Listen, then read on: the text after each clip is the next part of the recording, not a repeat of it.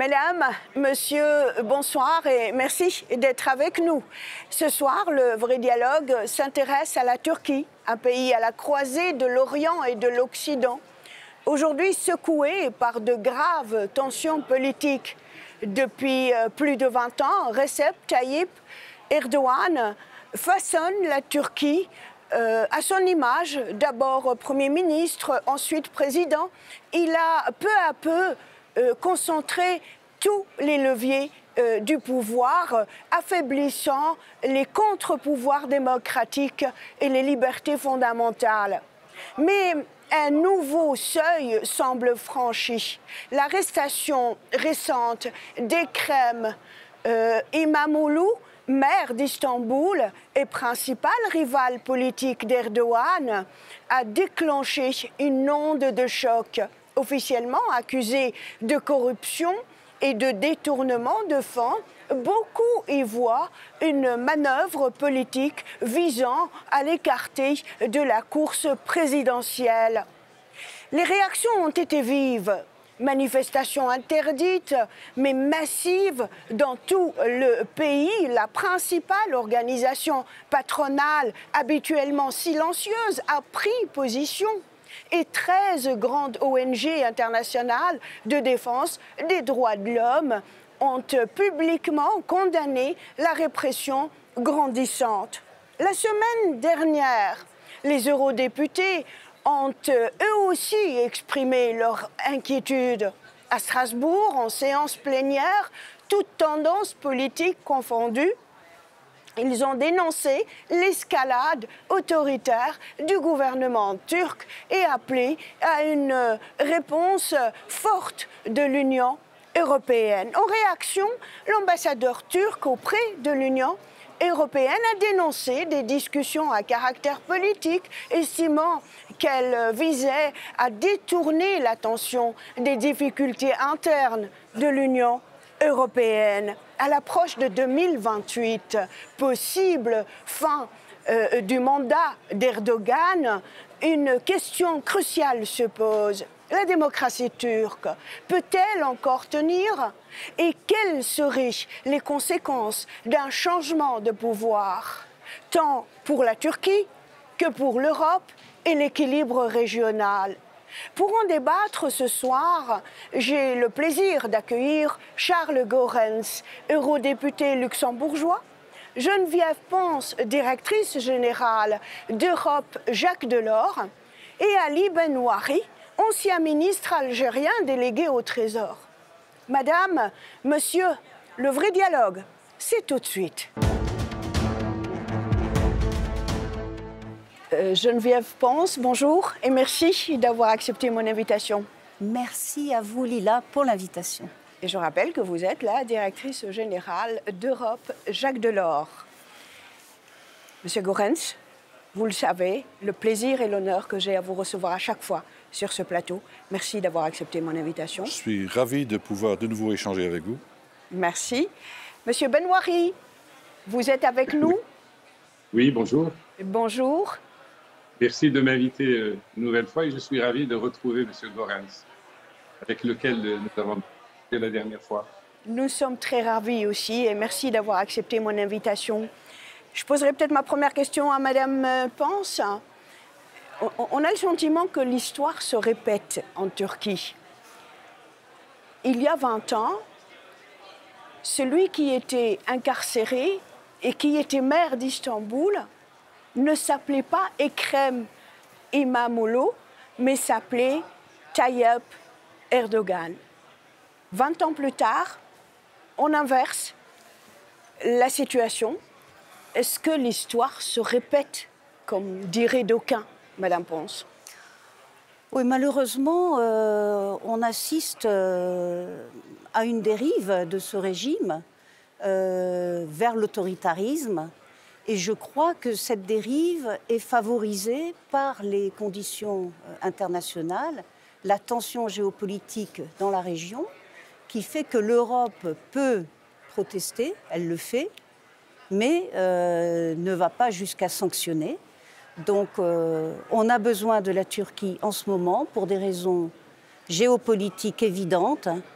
Elle a cette position de contrôle du Bosphore. Elle a la deuxième armée de l'OTAN. Elle a des équipements en matière militaire qui sont prisés, importants, pas très chers, intéressants. Donc, dans cette situation où l'Europe en particulier fait face à des tensions considérables du fait de la guerre d'agression russe en Ukraine et également du fait de l'attitude erratique de M. Trump, je pense que Erdogan se sent les mains libres pour agir de façon tout à fait autoritaire et contraire aux droits de l'homme dans son pays. Vous souscrivez à ce qui vient d'être dit, M. Goerens? Oui, l'analyse est parfaite, elle colle parfaitement à la réalité. Ce que j'aimerais ajouter, c'est que la Turquie n'est pas un partenaire facile, mais c'est un partenaire, et c'est un partenaire indispensable. Lorsqu'on aborde les questions de climat, les questions de santé, les questions de sécurité, il faut parler avec tout le monde, donc il faut continuer aussi à parler avec Erdogan. Couper tous les liens avec la Turquie, ce serait absolument absurde. Donc nous devons nous concentrer sur ce que nous partageons comme valeurs. Ces valeurs ont intégré le traité de l'Atlantique Nord, où on fait référence aux valeurs démocratiques. C'est la base aussi de notre union douanière, c'est la base des rapports qu'a la Turquie avec le Conseil de l'Europe. Donc les valeurs que nous réclamons chez nous sont aussi les valeurs auxquelles ont souscrit les prédécesseurs de M. Erdogan. D'ailleurs, au début de son règne, il était encore parfaitement en phase avec ces valeurs. Donc ceux qui s'écartent de ce qu'il avait signé, ce n'est pas nous. Très bien. Monsieur Benouari, vous, l'homme du Sud, comment vous percevez cette crise politique en Turquie? Oui, les relations entre la Turquie et l'Union européenne sont scrutées minutieusement par ce que vous appelez les pays du Sud. Disons les pays du Sud de la Méditerranée, le monde arabe. La Turquie, ce qui vient d'être dit est juste, parfaitement juste, parce que c'est la géographie qui dicte la politique et la Turquie est un trait d'union physique entre l'Europe et l'Asie, entre les pays du Nord et du Sud de la Méditerranée, entre l'Europe et bref, la Turquie et sa singularité est suffisamment soulignée par tous. Mais il y a quelque chose dont on ne parle pas beaucoup qui pourrait expliquer l'évolution, le durcissement des relations entre la Turquie et l'Union européenne. C'est le refus de l'Union européenne d'admettre la Turquie en son sein. De report en report, les Turcs ont compris qu'on le refusait, le droit d'être membre de l'Union européenne. Et ça explique, peut-être, je dis peut-être, ça explique à la fois le durcissement des Turcs dans un sens plus nationaliste, avec des rêves de puissance, n'est-ce pas, l'Empire ottoman. La Turquie s'est mise tout d'un coup devant le refus de l'Union européenne de l'admettre en son sein. Elle s'est mise à rêver en puissance d'équilibre, en puissance arbitre entre l'Europe entre le nord et le sud de la Méditerranée, entre l'Europe et le monde arabe. Bref, elle se rêve maintenant en puissance autonome et beaucoup de Turcs partagent cette opinion. Et c'est une façon de voir les choses. Maintenant, sur un autre plan aussi, la Turquie a de plus en plus de sympathie dans le monde arabe, je dirais, auprès des pays du sud de la Méditerranée, parce que c'est comme si on lui disait un peu, vous voyez, votre place n'est pas parmi l'Union européenne, votre place est parmi nous. Voilà ce que je pourrais dire. Bien sûr, il y a d'autres facteurs, il n'y a pas que celui-là, mais ça pourrait expliquer un peu l'évolution de la Turquie vers un sens plus nationaliste. Monsieur Goerens, vous avez demandé la parole. Je pense que vous n'êtes pas tout à fait d'accord avec Monsieur Benouari? Non, mais quand il dit que la Turquie se voit éloignée de l'Union européenne, c'est vrai, c'est un constat que je partage. Mais il faut s'attarder sur les raisons qui expliquent cet écart. La question est de savoir quelle Turquie dans quelle Union européenne. Première question, est-ce que la Turquie est prête à rejoindre l'Union européenne? La réponse est clairement non. Parce que les chapitres qui ont été ouverts sur... La Turquie tout court ou la Turquie de M. Erdogan? L'État turc qui mène les négociations avec l'Union européenne n'est pas en phase avec les valeurs qui sont les nôtres. C'est la raison pour laquelle on a interrompu les négociations en 2018, parce qu'on n'avançait pas sur les questions notamment de séparation des pouvoirs, indépendance de la justice, etc. Alors, la deuxième question, est-ce que l'Union européenne est prête à cet élargissement? Est-ce qu'elle a une capacité d'absorption ou d'accueil? Là aussi, ma réponse est clairement non. Nous n'avons pas les mécanismes en place pour faire en sorte que les valeurs auxquelles ont souscrit les membres, les pays candidats, au moment de leur entrée, pour les faire respecter une fois dedans. On a des problèmes avec la Hongrie, on risque d'avoir des problèmes avec d'autres pays. Donc c'est à nous de préciser les mécanismes susceptibles de ramener les choses dans l'ordre. Sinon, on n'a pas besoin de l'article 2 du traité de Lisbonne, ni de l'article 7 qui prévoit des sanctions. L'article 7 est inopérant parce qu'il faut l'unanimité pour sanctionner un pays. Donc rien que cet exemple-là montre que nous avons des problèmes. Je ne suis pas là pour m'attarder sur ce constat, je suis là pour les transcender et pour essayer de faire des propositions pour avancer. Très bien. Madame Pons, comment vous expliquez ce paradoxe turc? L'État turc est partenaire avec le reste des pays de l'Union européenne par rapport à l'Ukraine. Il y a 2 semaines, la Turquie était présente dans ce qu'on a appelé le sommet des pays volontaires pour soutenir l'Ukraine. Mais paradoxalement, de l'autre côté, en interne, il y a quand même des tensions très vives. Oui, alors je dois dire, c'est un peu ce que je vous ai dit tout à l'heure. Hein. La Turquie, je pense, joue très habilement de sa position stratégique, de ses atouts, hein, cette armée qui est la 2e de l'OTAN, ses équipements militaires. Donc c'est un État qui utilise son atout géographique évident. Je souscris tout à fait à ce que disait M. Benouari. La géographie détermine beaucoup la politique internationale. Donc là, la Turquie est dans cette position stratégique qui est un fait et qu'elle exploite très bien. Elle exploite ses atouts. Elle exploite ses atouts aussi en tenant très très bien l'équilibre entre un soutien à l'Ukraine, car elle soutient l'Ukraine, et une certaine neutralité vis-à-vis de la Russie. C'est-à-dire, par exemple, la Turquie n'applique pas les sanctions qui ont été décidées par l'Union européenne vis-à-vis de la Russie.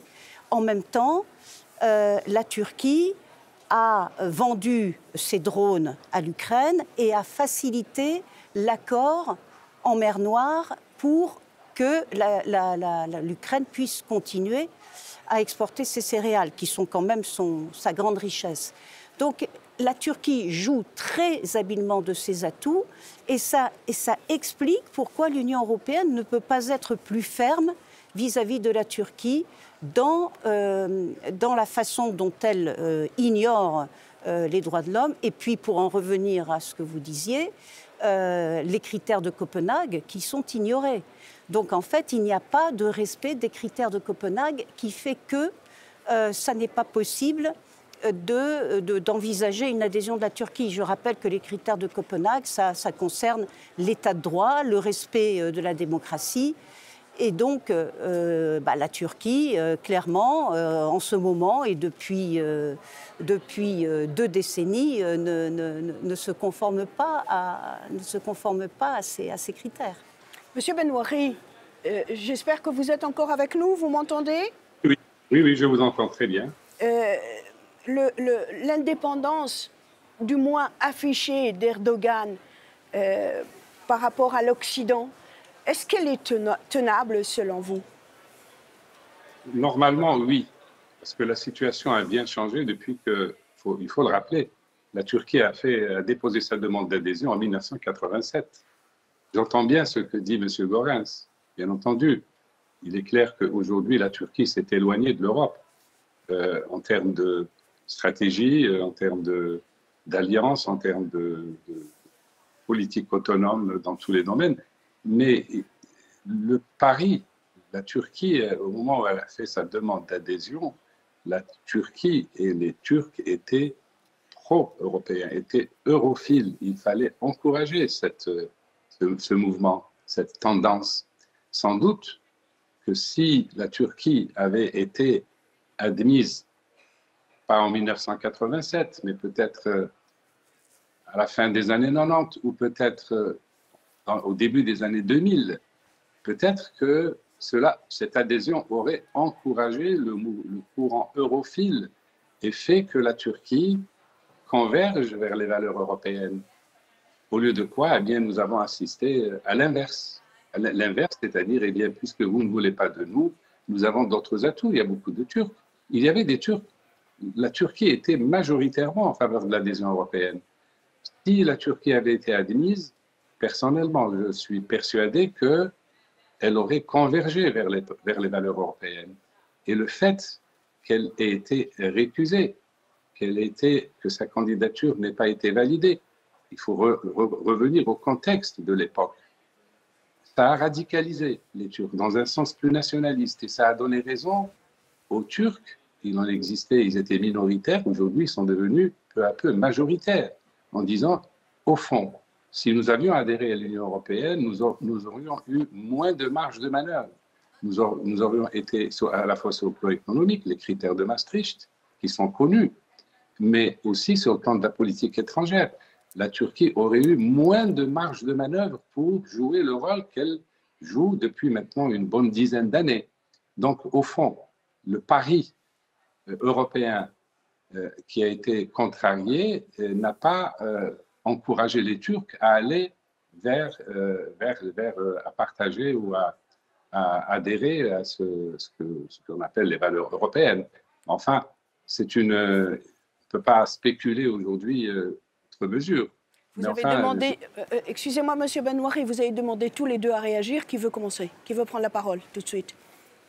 Oui, allez-y, Monsieur Goerens. Oui, je veux bien. Vous savez, Monsieur Benouari, que j'ai beaucoup d'estime pour vous et vos propos. D'ailleurs, je partage une partie, le constat que vous faites, selon lequel l'Union européenne n'a pas fait assez et en temps utile. Je le partage pleinement. Moi, j'avais prononcé un discours devant le Parlement de mon pays pour appuyer très fortement, avec beaucoup de vigueur, la candidature de la Turquie à l'Union européenne, parce que pour moi, c'était un pari sur l'avenir. Et on était sur le point de le gagner.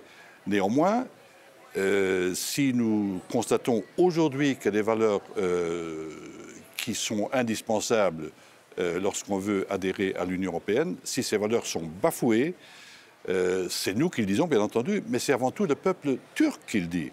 Le peuple turc reste malgré tout europhile. Le peuple turc, très majoritairement, voudrait rejoindre l'Union européenne. Et je reviens encore une fois sur ce que j'ai dit il y a un instant. Il faut que l'Union européenne soit aussi non seulement capable de définir un codex de valeurs, mais aussi de se doter des mécanismes pour les faire respecter. Donc la porte reste ouverte. D'ailleurs, personne ne peut enlever le statut de candidat de la Turquie à l'Union européenne. Ça, il faut l'unanimité pour... je ne suis pas demandeur pour qu'on le lui supprime, mais il faut quand même dire à la Turquie le pas qui doit être fait en direction de l'Europe ou du rapprochement entre les deux pays, c'est avant tout vous qui devez le faire. Et avec ce qui se passe à l'heure actuelle, on a davantage tendance à s'éloigner de cette perspective plutôt qu'à s'en rapprocher. Madame Pons, l'Europe ne refuse pas l'adhésion de la Turquie à l'Union européenne. Elle dit ça, on l'a dit plusieurs fois ici, l'adhésion, la candidature est officiellement acceptée, la Turquie est candidate. C'est juste une question de temps, le temps que le peuple turc et l'État turc répondent aux exigences de cette adhésion, n'est-ce pas? Alors, écoutez, d'abord, je voudrais revenir à 1987. 1987, c'est un moment où l'Union européenne était en train d'intégrer le Portugal et l'Espagne. Et puis, c'était 2 ans avant 89. 89, ça a été la perspective de réunification de l'Europe. Donc il faut se replacer aussi dans ces circonstances-là. Les débats avaient déjà lieu, moi j'étais à ce moment-là au cabinet de Jacques Delors, les débats avaient déjà lieu à ce moment-là. Et qu'est-ce qui était assez frappant, outre qu'il y avait donc des priorités évidentes, un peu dictées par l'histoire, il y avait le fait que c'était un très grand pays, très peuplé, avec des différences de développement considérables, et puis également, il faut bien le dire, des différences culturelles considérables. Donc ça n'était pas du tout facile. Et Jacques Delors, dans ces circonstances, était en faveur de ce qu'il appelait un partenariat privilégié, et qui s'est d'ailleurs traduit très largement dans les faits, avec un accord commercial qui est très proche du libre-échange, et puis, dans d'autres circonstances, et ça peut être contesté, mais là aussi l'histoire est en marche, l'accord sur les migrations. Donc il y a avec la Turquie un partenariat très fort. Bon, il s'exprime au sein de l'OTAN, mais il s'exprime aussi en matière commerciale. Donc je sais que vous êtes très sensible à cet aspect des choses. Nous sommes le premier partenaire commercial de la Turquie. Ça représente quelque chose de considérable pour eux. C'est 40% de leurs exportations, 29% de leurs importations.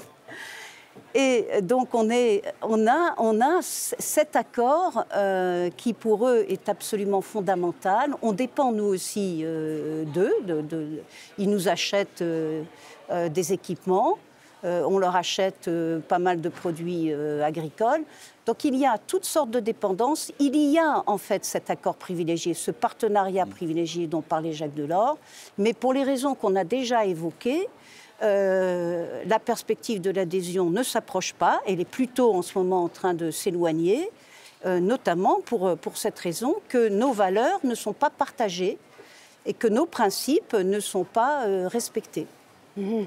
C'est aussi un grand pays touristique et le visa, par exemple, il est quasi symbolique. Hein, donc tous les citoyens européens peuvent se rendre en Turquie avec une carte d'identité, carrément. Ils étaient 65 millions l'année passée, les touristes qui ont visité la Turquie. J'ai entendu ça ce matin. C'est énorme. Oui, c'est énorme. Oui. Monsieur Goerens, oui. La semaine dernière, vous étiez à Strasbourg. Oui. Il y avait une plénière. Oui. Oui. Quelle a été l'ambiance autour du dossier turc ? La tonalité était entre réservée et assez stricte sur les jugements apportés sur la façon dont la Turquie entend se conformer aux valeurs qui sont les nôtres. Mais il y avait aussi des arguments qui disaient on ne va pas couper les ponts avec la Turquie. Nous avons intérêt à, comme je disais il y a un instant, à continuer à échanger avec eux au plan commercial, au plan de la sécurité, au plan de la lutte contre le changement climatique. Donc il y a plusieurs secteurs. Lorsqu'il s'agit de ces secteurs, il faut parler avec tout le monde, y compris avec la Corée du Nord lorsqu'il s'agit de questions de santé. Mais entre tout et rien, il y a des paliers, comme vous disiez il y a un instant. On s'est rapproché de cette relation privilégiée. La relation est privilégiée au plan sécuritaire. La relation est privilégiée, et même à l'avantage de l'Union européenne, très largement à l'avantage de l'Union européenne, pour ce qui est de l'aspect commercial.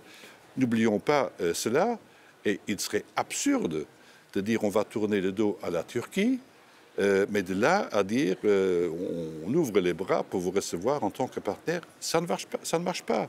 Mmh. Si en ce moment, Madame Lefebvre, les États-Unis, ce qui est un exemple totalement absurde, mais je le dis quand même, si les États-Unis étaient candidats à l'adhésion à l'Union européenne, je crois qu'il y aurait de très fortes oppositions au regard des dispositions qui devaient être remplies, notamment en rapport avec la séparation des pouvoirs. La politique est ainsi, et Montesquieu l'avait déjà compris, quiconque a du pouvoir tend à en abuser. Alors notre modèle, qui est basé sur l'irréductibilité de la dignité humaine, nous prenons quand même quelques précautions. Nous ne sommes pas parfaits, loin d'être parfaits, mais nous nous donnons des règles à l'article 2 et à l'article 7 du traité de Lisbonne, des règles qui sont plus fortes que nous. Un pays comme le mien, qui est un petit pays, il a intérêt à ce que des règles soient activées dès lors que mes libertés fondamentales seraient remises en question. Je crois que ça, c'est très précieux. Donc ce n'est pas un système d'oppression, c'est un système de protection que nous avons mis en place. Et si vous demandiez aux citoyens turcs s'ils acceptaient cela, je crois que la très grande majorité serait en faveur d'un tel mécanisme. Alors, vous avez été au niveau des discussions. Je ne sais pas s'il a été question déjà éventuellement d'un projet de résolution et puis un vote ou l'adoption d'une éventuelle résolution. Mais en tout cas, l'ambassadeur de Turquie, que je n'ai pas pu, l'ambassadeur de Turquie auprès de l'Union européenne, je n'ai pas pu l'avoir ici parce qu'il n'est pas francophone. Je dois aussi dire que j'ai appelé des experts turcs et des opposants turcs. Malheureusement, ils ont décliné mon invitation. Pour des raisons de manque de liberté d'expression. Beaucoup vivent en Suisse, en Belgique, en France, en Europe en tout cas. Et ils ont encore de la famille et ils y vont régulièrement en Turquie. Et c'est pourquoi j'anticipe, parce qu'on va me poser la question, pourquoi il n'y a pas de Turcs ici? Mais pour garder l'équilibre... Je peux dire un mot sur la diplomatie turque? Sur la diplomatie, un mot seulement. Un mot. J'ai déjà rencontré au cours de ma vie politique beaucoup d'ambassadeurs. Je n'ai jamais vu un mauvais ambassadeur de Turquie. Ils sont high-skilled, ils sont d'une finesse exceptionnelle, ils sont de très bons diplomates, ils défendent leur pays. Ça ne veut pas dire que je partage toujours tous les points de vue qu'ils émettent. Ah ben, très bien, j'allais vous parler de l'ambassadeur de Turquie auprès de l'Union européenne qui a réagi à TRT. TRT, c'est la télévision officielle turque, mais elle a aussi un site d'information. Et il a dit ceci, concernant la plénière de la semaine dernière. La transformation du Parlement européen en un espace où sont exprimées des opinions irrationnelles et irréfléchies est également préoccupante pour l'avenir de l'Union européenne. Il a ajouté, en effet, ces réunions ont offert une plateforme aux factions extrémistes et racistes de tous bords qui cherchent à éloigner la Turquie de l'Union européenne. J'aimerais encore une fois une réaction, parce que vous êtes député européen. Là, je serais en faveur d'un moment de refroidissement. Ce qui a été exprimé au Parlement européen, c'est en phase, je dirais, avec les attentes de la majorité des Turcs qui demandent à vivre dans un pays respectueux des libertés, respectueux des droits des minorités. Ceci dit, cela n'enlève rien à la capacité diplomatique de cet ambassadeur. Il défend très bien la cause de son régime, mais je dois dire que la cause qu'il défend n'est pas en phase avec nos attentes et avec les attentes de ses concitoyens, enfin du moins de la très grande majorité d'entre eux. Geneviève pense, une question de fond quand même, hein. L'Europe, est-ce qu'elle a vraiment une ligne claire face à la Turquie ou est-ce qu'elle navigue à tâtons, j'allais dire?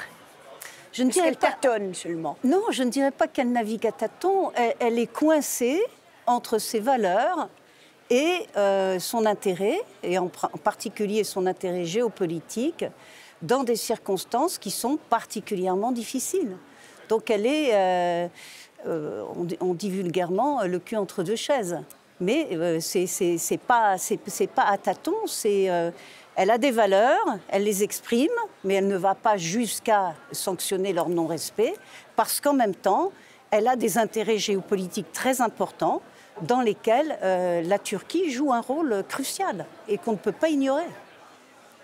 Très bien. Monsieur Benouari, rassurez-moi, vous êtes toujours ici, parce que je ne vous vois pas. Oui, vous êtes ici, l'homme du Sud, hein, quelque part, pas qui défend, mais qui donne en tout cas son point de vue, et son point de vue, le point de vue, il est le vôtre. Comment vous avez réagi à la réaction des Turcs après la plénière de Strasbourg sur le dossier des droits de l'homme, de liberté d'expression et de presse? Ça doit vous rappeler quelque chose par rapport à des pays équivalents dans le Sud, hein? Je pense à la Tunisie, au Maroc, à l'Algérie, à l'Égypte. Les réactions des autorités turques ne m'étonnent pas. ne m'étonne pas parce qu'un ambassadeur défend, plutôt que de parler de régime, je dirais, défend la position de son gouvernement, ce que l'ambassadeur de la Turquie auprès de l'Union européenne a fait.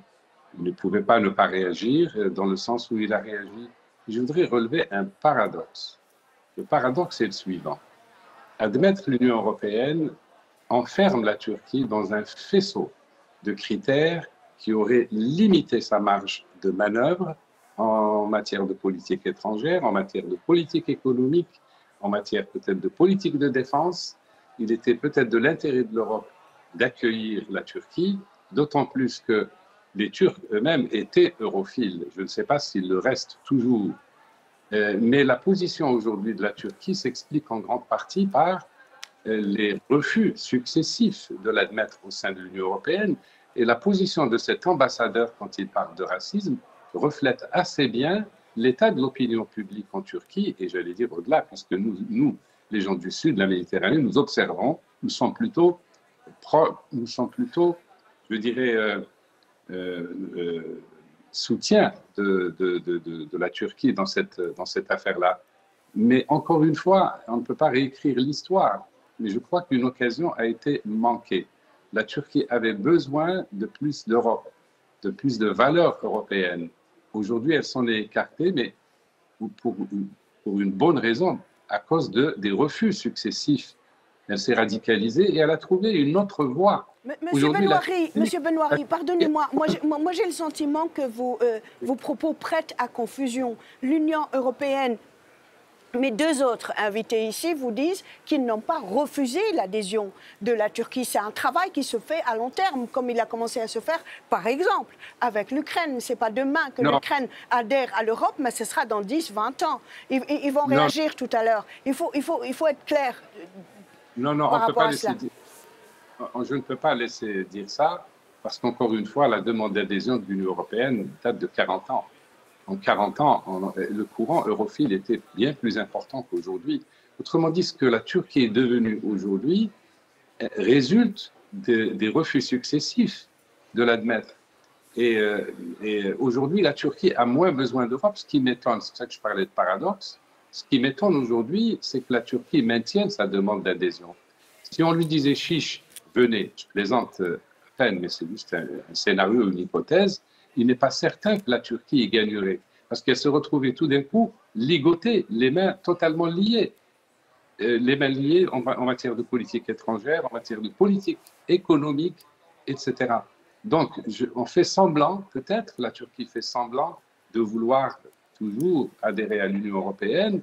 L'Union européenne fait toujours semblant, peut-être, enfin, quand je dis faire semblant, elle s'arc-boute sur la notion de valeur, mais la notion de valeur est évolutive. Les valeurs turques d'aujourd'hui, encore une fois, sont des valeurs nationalistes. Il n'est pas sûr que si la Turquie avait été admise 10 ans après sa demande d'adhésion ou 20 ans après sa demande d'adhésion, il n'est pas certain que le courant nationaliste serait tel qu'il est aujourd'hui. Le courant europhile, par contre, il est certain qu'il aurait été encouragé et les valeurs turques auraient convergé vers les valeurs européennes et l'Europe n'aurait pas eu autant de mal qu'aujourd'hui à faire infléchir la politique turque sur un dossier qui touche bien entendu aux valeurs, mais je n'aime pas trop ce terme valeur, parce que valeur, c'était une démocratie parlementaire. Elle a évolué vers un régime autoritaire, présidentiel. Donc, ceci explique cela. Donc, il y a toujours l'effet... Permettez-moi, M. Benouari, de passer la question à Mme Pence, et je rappelle qu'elle est la directrice d'Europe Jacques Delors. Madame Pence, j'essaie d'interpréter les propos de M. Benouari. Pour lui, il s'agit là d'un refus déguisé à l'adhésion de la Turquie.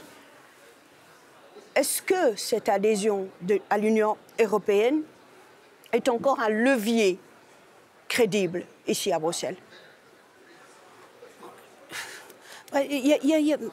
Parmi les choses que dit M. Benouari, il y en a une qui est vraie, c'est que vraisemblablement la Turquie elle-même tient moins à l'adhésion qu'elle n'y a tenu il y a, je ne sais pas, 20 ans. Hein. Donc il y a un éloignement de ça. Mais peut-être la deuxième chose qu'il faudrait dire, c'est que même si l'Union européenne ni la Turquie ne disent il n'y a plus de perspective d'adhésion. Aussi bien l'Union européenne que la Turquie laissent vivre la perspective d'adhésion. Le vote de 2018 du Parlement européen ne s'est pas ensuite traduit par une décision du Conseil. Donc, la porte reste ouverte. Mais la deuxième chose que je voudrais dire, c'est qu'il y a des solutions intermédiaires à l'adhésion, être dedans ou dehors. Il y a aussi ce que donc Delors appelait un partenariat privilégié, qui s'exprime dans les faits et qui est peut-être la forme appropriée de coopération. Voilà, c'est un grand voisin, dont on a absolument besoin. Nous avons aussi des différences de comportement, si on ne veut pas parler de valeurs, mais enfin quand même la séparation des pouvoirs, c'est quand même quelque chose d'important. L'indépendance de la justice, c'est quelque chose d'important. Et puis c'est un peu mystérieux aussi que soudain le diplôme du maire d'Istanbul ait été annulé à un moment où on s'est rendu compte que ça serait bien qu'on l'annule, puisque comme ça il ne pourrait pas se présenter aux élections. Donc il y a clairement un problème.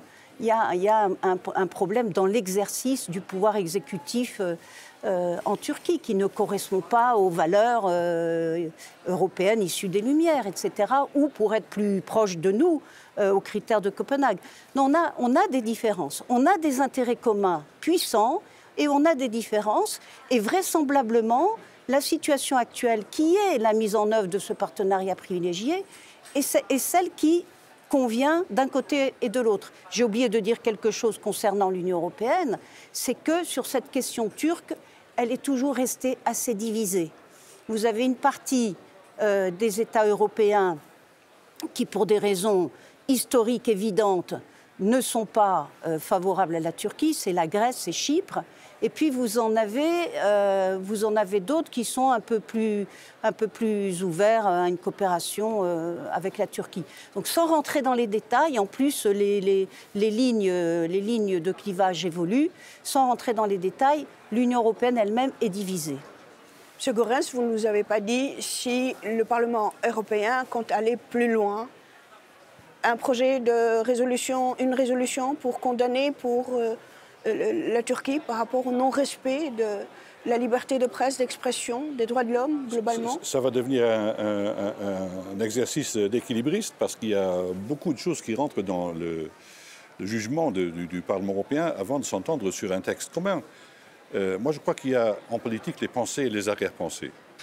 En Turquie, il y a beaucoup de gens qui ont raison de dire que dans l'Union européenne, il y a un message, il y en a aussi qui ont une arrière-pensée, qui n'est pas tout à fait conforme au langage pratiqué par d'aucuns. Moi, j'essaye de trouver une sortie par le haut. Nous avons intérêt à converger, à continuer à essayer de converger dans les domaines où nous pouvons faire des progrès. Entre tout et rien, c'est la seule voie praticable. En ce qui concerne les valeurs, il faut qu'on soit très clair. Si un pays n'est pas d'accord avec l'Union européenne, sa première réaction ne devrait pas être de dire « alors maintenant, on abandonne vos valeurs ». Ce ne sont pas seulement nos valeurs, nous n'avons pas le monopole de ces valeurs, ce sont des valeurs qui sont inscrites dans la Convention universelle des droits de l'homme, dans la Convention européenne des droits de l'homme. Ce sont des valeurs auxquelles on souscrit, je le dis pour la troisième fois, aussi les différents gouvernements turcs. Donc de ce point de vue, nous avons des valeurs communes. Alors si dans les valeurs communes, il y a une partie qui ne veut plus les partager, je ne peux que les constater et essayer de retrouver le chemin du respect de ces valeurs. Mais tout le monde a des arrière-pensées, disais-je. Prenez par exemple la Turquie aussi, elle a 2 poids, 2 mesures. Lorsqu'il s'agit de condamner le comportement de la Chine vis-à-vis des Ouïghours, je ne vois jamais la Turquie prendre la défense des musulmans. Je ne trouve aucun exemple. Donc, nous avons intérêt aussi bien les Ouïghours que la Turquie, que nous, qui sommes respectueux de la pensée de chacun, à nous entendre sur un comportement commun et qui ne soit pas pollué par des arrière-pensées qui, aujourd'hui, sont blanches et demain elles risquent d'être noires. Non, il ne faut pas. Lorsqu'on parle de valeurs, il ne faut pas adapter le discours au gré de la conjoncture. Ce sont des valeurs qui doivent être respectées, Monsieur Goerens, que la conjoncture soit bonne ou mauvaise. on va ouvrir une petite parenthèse, puisque vous avez évoqué les Chinois. Peut-être par rapport à cette affaire des Ouïghours, la Turquie, en l'occurrence, mais pas seulement, d'autres pays musulmans, ne voient pas les choses comme nous les voyons ici, en Europe, par rapport à cette minorité musulmane en Chine. Mais en évoquant la Chine, il y a quelques années, ici, le Parlement européen a adopté une résolution à la majorité très large appelant notamment à geler les avoirs des dignitaires, refuser des visas à d'autres, enfin un certain nombre, je n'ai pas en mémoire tous les points. Certains eurodéputés, peut-être vous-même, corrigez-moi, qui n'étaient pas d'accord avec ce genre de résolution quand il s'agit d'un immense pays comme la Chine.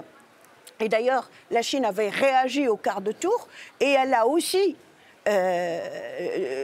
adopté, entre guillemets, une résolution et elle a pris les devants et elle a fait à peu près la même chose.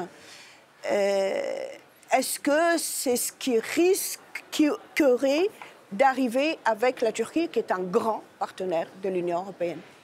Écoutez, je suis l'un des dommages collatéraux de cette attitude chinoise, parce que j'ai été blacklisté, ou en français, j'ai été mis sur une liste noire.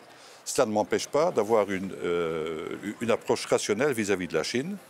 La Chine est un facteur dominant sur la scène internationale, et c'est à nous, avec les moyens qui sont les nôtres, d'essayer de transcender les divisions et les bassesses qui enlèvent le peu de civilisation qu'il y avait encore dans les rapports entre les nations. C'est à nous de rappeler que pour que les choses évoluent dans un sens responsable, nous devons changer d'attitude. Faire la leçon à la Chine devant les caméras tournantes, c'est sans doute pas le seul moyen pour faire avancer notre cause. Il y a aussi une diplomatie secrète. Moi, j'aimerais savoir ce qui se dit dans les rapports entre les chefs d'État et de gouvernement européens qui se rendent en Chine lorsque les caméras sont fermées. J'espère que là, ils seront plus efficaces et plus ambitieux que ce que d'aucuns disent devant les caméras. Je persiste à croire que l'Union européenne, et si elle reste la seule, elle a raison de dire que dans le monde, il n'y a pas que les rapports de force. Parce qu'il n'y a pas que les rapports de force, il n'y a plus de morale dans les rapports entre nations. Et si nous sommes les derniers à les rappeler, ce n'est pas une question et ce n'est pas une raison d'abandonner cette attitude. Il ne faut pas être naïf, mais il faut quand même être exigeant lorsqu'on parle de la défense de nos acquis civilisationnels.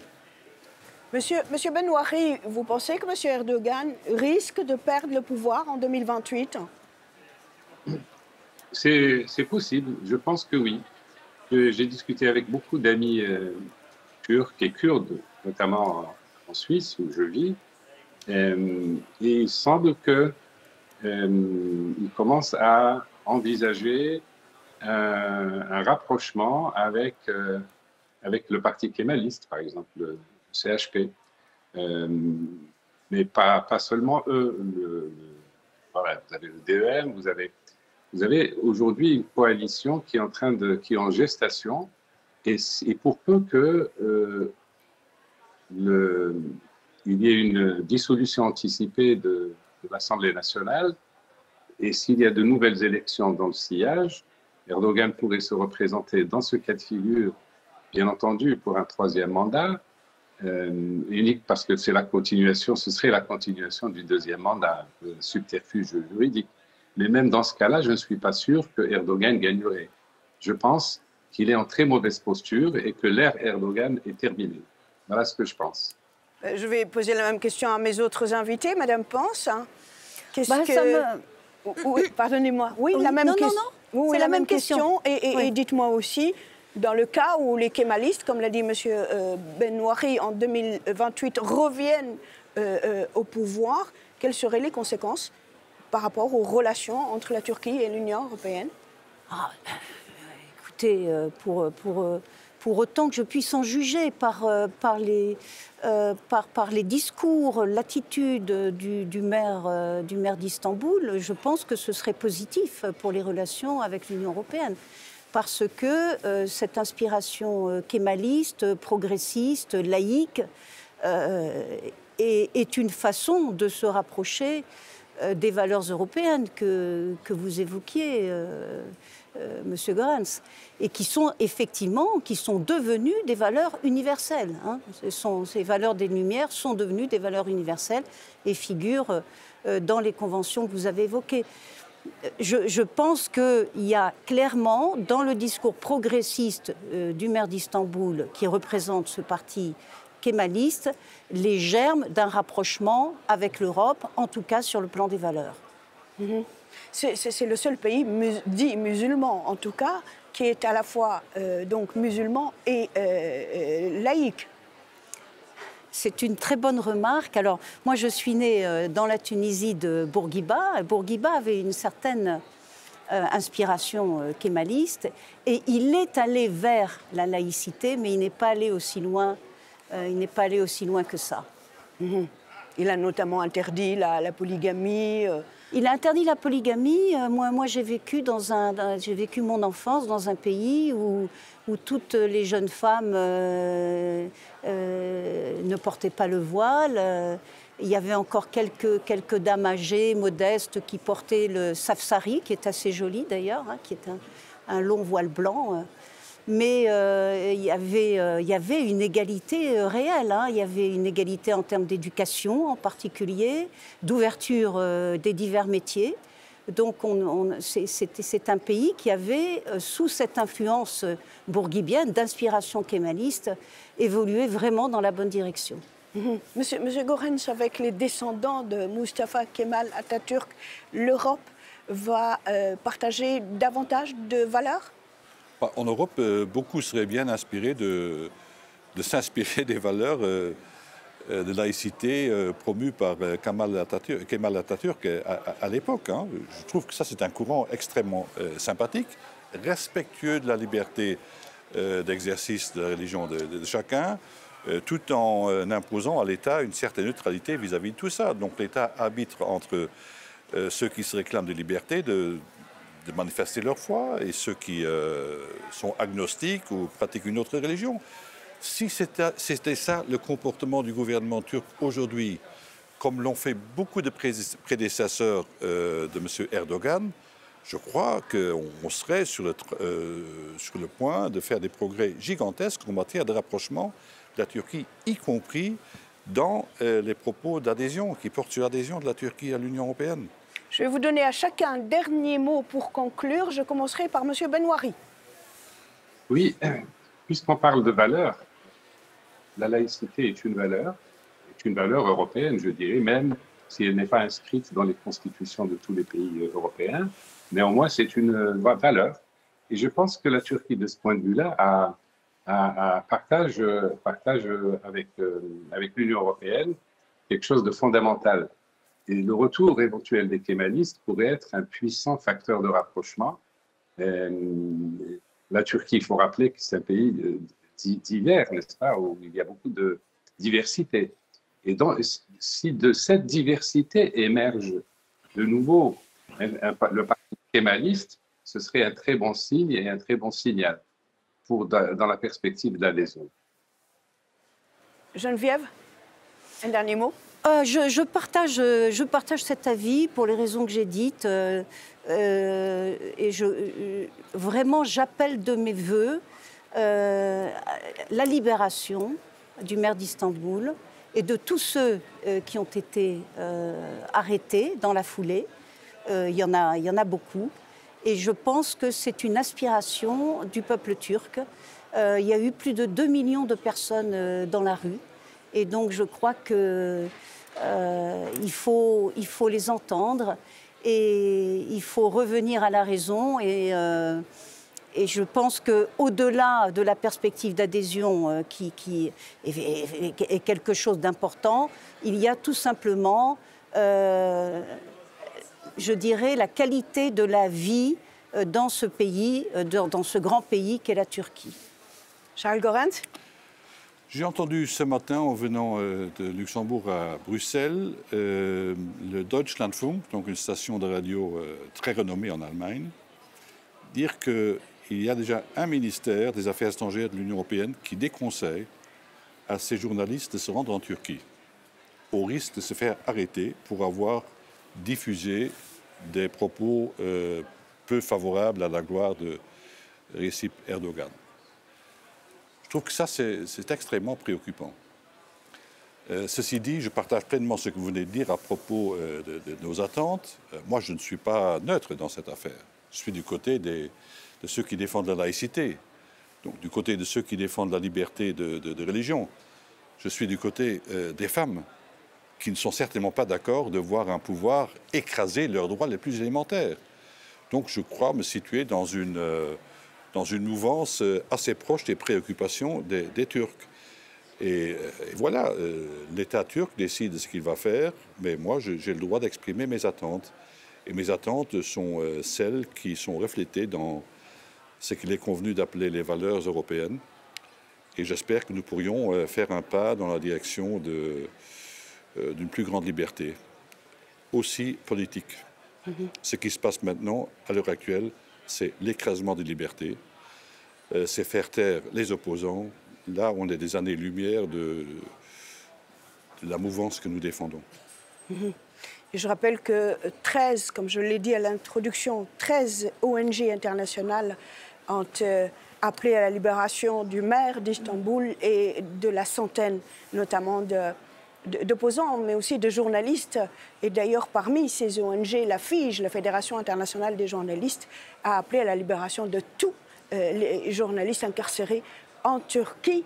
Et j'appelle de mes vœux, en tant que journaliste, les autorités turques de libérer mes confrères. On a besoin de travailler librement, c'est très important. Un journaliste est important pour renforcer justement la démocratie et la liberté, et au-delà, le développement économique, culturel. Tous les domaines sont liés, vous le savez très bien. En tout cas, j'ai été ravie de vous recevoir tous les trois. Et j'espère, comme à chaque fois, vous revoir dans un proche avenir sur d'autres thématiques. Merci de tout mon cœur. Merci à vous trois. Merci. Merci à Madame, Merci de nous avoir.